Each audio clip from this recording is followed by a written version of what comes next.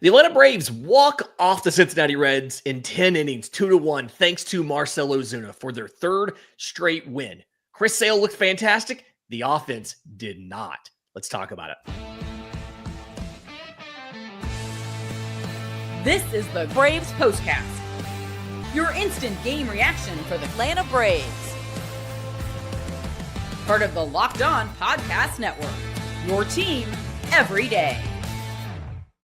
Yes, welcome on in to the Braves Postcast, part of Locked On Sports Atlanta, where we cover your Atlanta sports teams each and every day. I'm your host, Lindsay Crosby, author of the Braves Today newsletter over at bravestoday.com.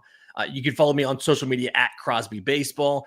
That's Jake Mastroianni, host of Locked On Braves, at Shortstop Ball on social media for all of his in-game thoughts and analysis.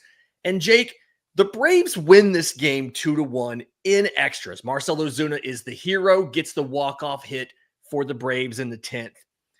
And I don't feel great about it because of what it took for you to finally get on the board and just how rough the offense looked and what ended up being a really good Chris Sale start.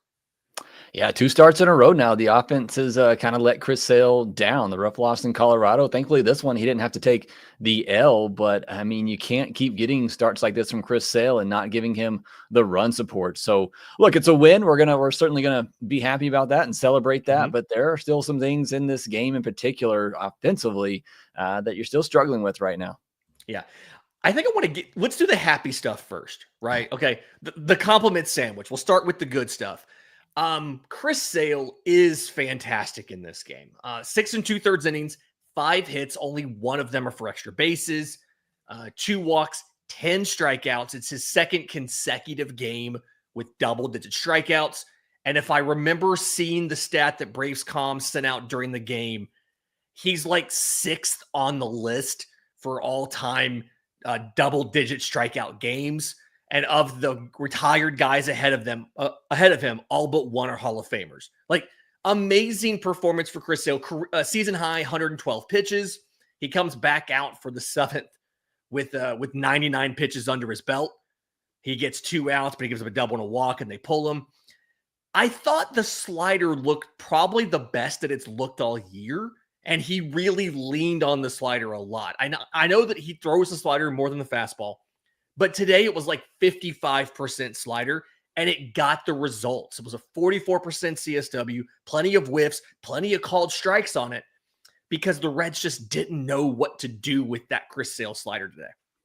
Interesting you say that, and I think this is going to be indicative of just how good the start was, because I was ready to come in here and say the 4-seamer I thought looked really good for him in this one. You're talking about 8 whiffs on the 4-seam fastball. It's more than he's gotten this year, yeah. Yeah, I mean, comparatively to what we've seen this year, we've talked about on here, I know that the 4-seamer has been a little bit lacking. The slider, for the most part, I think has been there for him, and as you mentioned, it was again tonight, but I thought what made the difference for me was that 4-seam for him tonight, getting those 8 whiffs, getting that velocity up there. You saw him once again kind of air it out. He maxed out at 98, but kind of set in that 95, 96 range. The average velo was up 1.5 miles tonight on that fastball. And so I thought that was the big difference for him in this one, but just a great start overall. I loved 112 pitches. I mean, that's what you want from your ace. That's what you want from Chris Sale, from the Cy Young winner. I know that 7th inning didn't exactly go as smoothly as he would have liked, and he was frustrated walking that last batter coming out of the game. But still, to see him go to that level and to see him pitch, to that degree is certainly big for this Atlanta Braves team, because it's great we've gotten these starts here lately from Bryce Elder, Grant Holmes, AJ Smith-Shawver, and I hope that's real and I hope that continues. But I think we all know at the end of the day, it's going to come down to AJ Smith-Shawver, Chris Sale, Spencer Schwellenbach, and hopefully Spencer Strider at some point. Those are going to be your 3 guys. And if you continue to get the starts you get from those others that I just mentioned, that's even better. But Chris Sale, being that Cy Young caliber type of pitcher, getting 8, 9, 10 strikeouts per outing, going 6, working into the 7th inning, that's what you need from Chris Sale, and the Braves have gotten at these past couple starts. Yeah, he didn't really use the sinker and changeup a lot. 5 total combined usages of those. All 4 sinkers went to lefties. He only threw 15 pitches to lefties. They just obviously didn't put a lot of lefties in the lineup today. 1 changeup thrown to a righty. It was just slider, four-seam dominant. And that is when Chris Sale's at his best. It's those two pitches. You know they're coming, and you just can't really hit them. And the big thing to me, like Spencer Schwellenbach has had some good outings recently, but even in those good outings, there's been a little bit of luck involved because he's given up plenty of hard hit balls and they just weren't converted into base hits and into runs. He allows only 4 hard hit balls in this game. Like Chris Sale is just really, he's pounding the zone, he's getting strikeouts, and he's not really getting anything tagged by a Cincinnati hitter. And I think that was, if you had any questions about Chris Sale's health or if he was on or not, or if he was doing well this season, they had to get put to rest after this game because this was as close to Cy Young Chris Sale as you have seen at all in the 2025 season. Yeah, and it's not just, like you said, it's not just this game. And to me, it's not even just the last game either, where he also only gave up 4 hard hit balls in that game against the Rockies going 7 innings.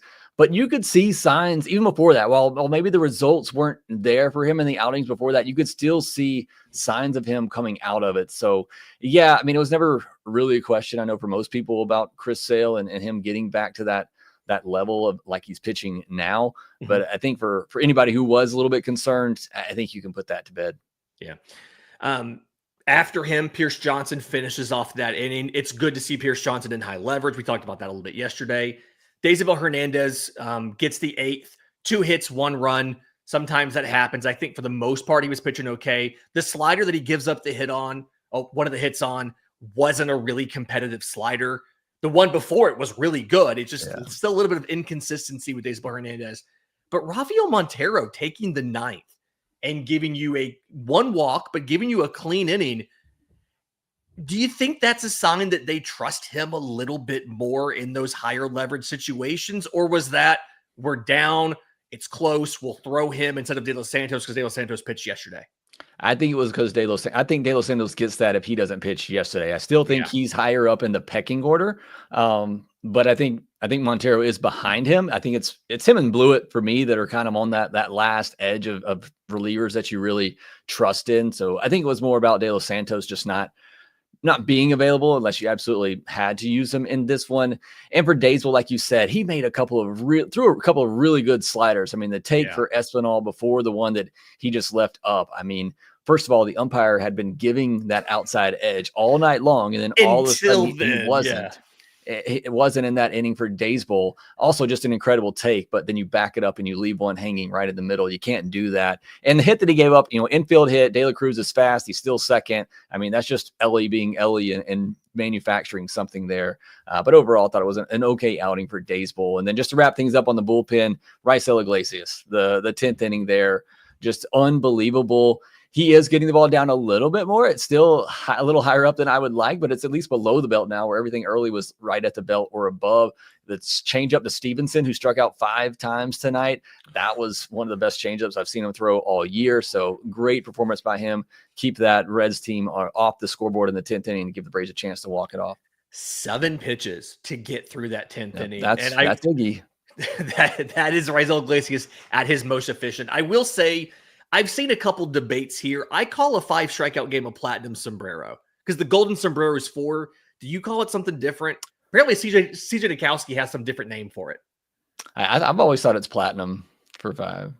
There we go. That makes sense. All right. In just a second, I want to get to the offense because, yes, you won, but there's a couple things to not really like about how the game went until late. We'll do that next right here on the Braves Postcast. But first, today's episode is brought to you by our friends at Monarch Money. If you ever check your bank account and wonder, where did all my money go? Between dining out, online shopping, entertainment, it's easy to lose track, and that's where Monarch Money comes in. It's your personal CFO, giving you full visibility and control over your finances. Monarch Money isn't just a budgeting app, it's a complete financial command center. You can track all your accounts, your investments, your spending in one place, so you can stop just managing your money and start building wealth. The favorite thing, like my favorite thing about it is managing money with your partner is smoother than ever. I have it. My wife has it. We can track shared accounts, personal accounts, set goals, and stay on the same page without having to sit down and write down everything in a book or something so we can both see it. So Take control of your finances with Monarch Money. Use code LOCKEDONMLB at monarchmoney.com for 50% off your first year. That's monarchmoney.com, code LOCKEDONMLB for half off your first year.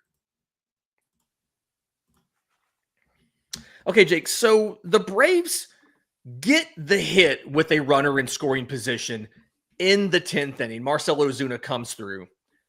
That was the first hit with runners in scoring position in this game. And to go a little bit deeper than that, Atlanta is now 3 for 39 with runners in scoring position in the last 5 games. And I feel like the story of this game, this is one of those, you're happy they won. It should have never gone to extras. You had an opportunity in the 7th inning, runners on first and third and no outs, and you couldn't bring the run in. A little bit of bad luck. Michael Harris hit 110 mile an hour out to center field, but also some bad base running. Ozzy Albies running on contact on a chopper to third. Overall, the offense here just still not quite linking up and being able to pass the baton from guy to guy and string together multiple hits. Yeah, it's frustrating. It's really a 6-game stretch now, again, going back to that last game in Colorado, that the offense has really struggled. And look, you faced some good pitchers in that stretch, facing the Dodgers, and then the starting pitching for the Reds has been really good this season.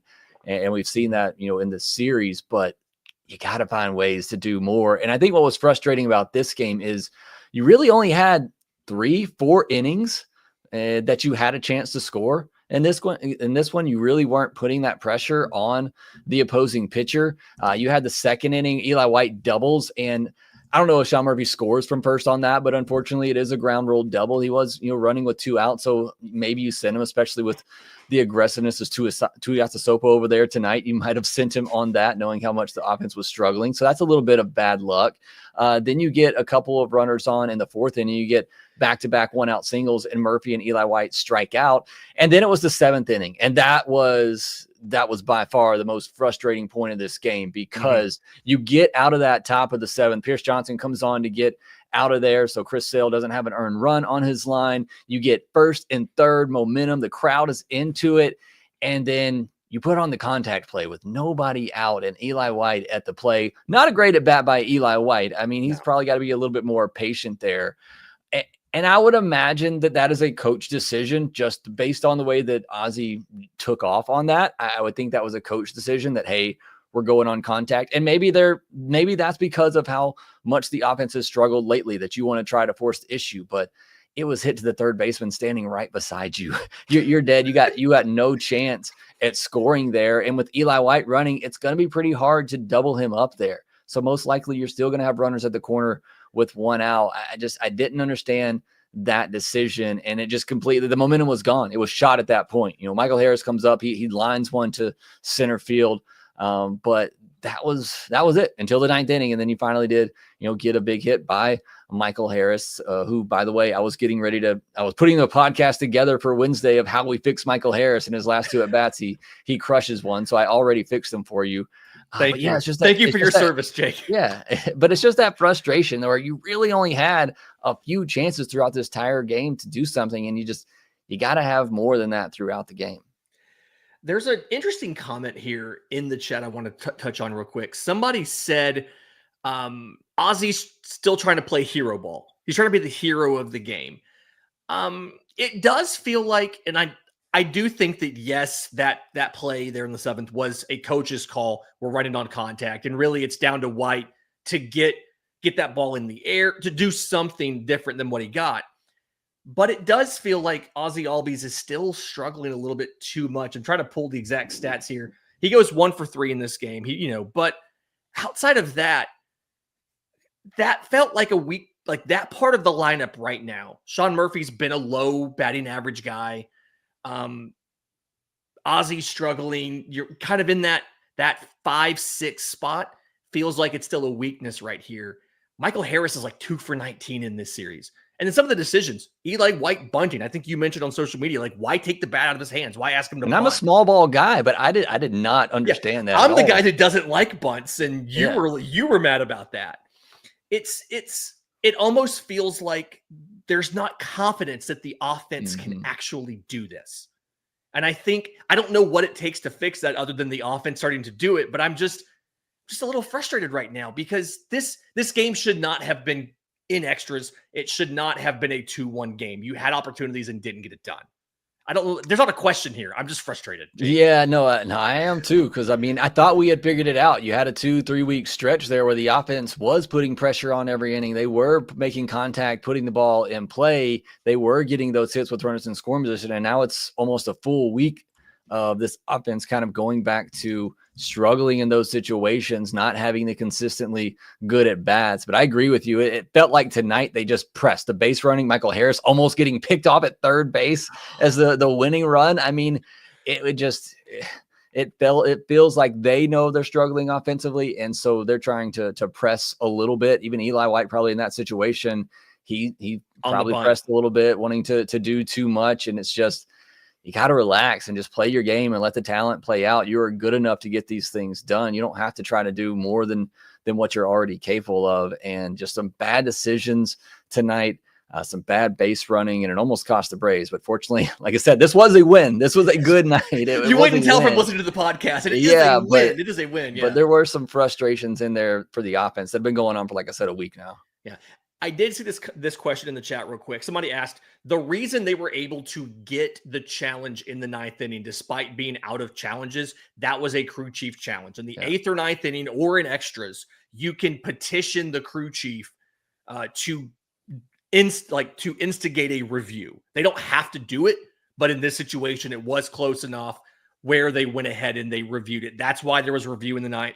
The Reds did not have their review. That's the second straight game. They've blown the review pretty early in the game, but that's why they had a review there in the 9th. So I saw somebody in the chat ask. I can't quite find the comment right now. Okay, so again, Braves win 2-1 in 10. The winner, or I guess the hero tonight is Marcell Ozuna. And tomorrow's game, another 7:15 game, Hunter Green versus Grant Holmes. I want people to kind of understand Hunter Green's been one of the best starters in baseball this year. So this isn't a rollover thing. This is a really tough matchup. Grant Holmes has been good recently. He's gone deep in games. I think you've won both of his starts maybe recently. They're 5-1 in the starts from Grant Holmes, AJ Smith-Shawver, and Bryce Elder the last 2 times out. I think you won both of Holmes' starts. But yeah, you won the home start in Arizona where you gave up a bunch of runs. Eugenio Suarez hit 4 homers, but the Braves offense showed up in that one. So, but yeah, Hunter Green, it's going to be a tough matchup. That's why it's so important to win these first 2 games, because Hunter Green, outside of Yamamoto, I mean, he's been one of the better pitchers in baseball. So, going to be a tough challenge for this offense with the way they've been going on Wednesday. Yeah. So again, 7:15 p.m. for that one, Hunter Green versus Grant Holmes. We will be here after the game for a postcast. So do us a favor. If you're on audio, whether it's Spotify, Apple, YouTube Music, shout out to the person who reminded me what Google uses nowadays. Leave a 5-star review for the podcast with some kind words of affirmation. We both love those. On YouTube, subscribe to Locked On Sports Atlanta and Locked On Braves. Hit the notification bell so you know when we go live tomorrow to break down hopefully what is another series win where the Braves just knock Hunter Green around for 5 innings. For Jake Mastroianni, I'm Lindsay Crosby. This has been the Braves Postcast.